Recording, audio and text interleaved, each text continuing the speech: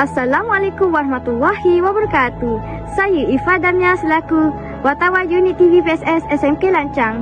Hari ini sekolah kami mengadakan taklimat program TVET bersama Pahang Skill 2026. Mari kita saksikan.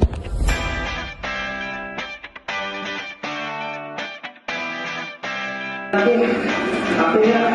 yang itu kita kemahiran? Apa yang kita kemahiran ini?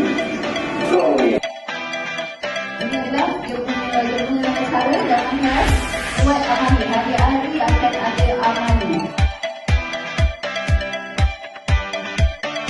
Dengan ini ada juga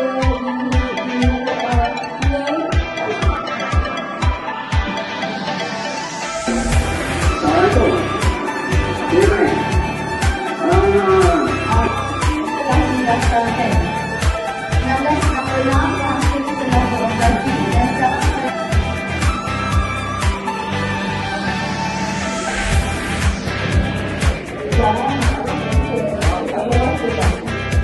ini adalah hasil pengurusan yang memperoleh hasil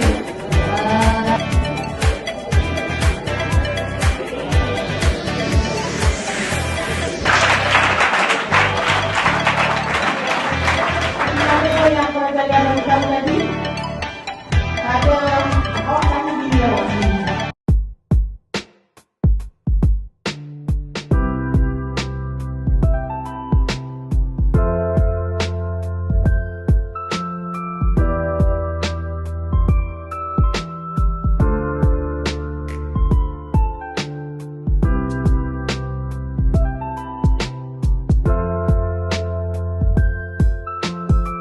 Itu sahaja program pada kali ini. Sekian, wabillahi taufiq wal hidayah. Assalamualaikum warahmatullahi wabarakatuh.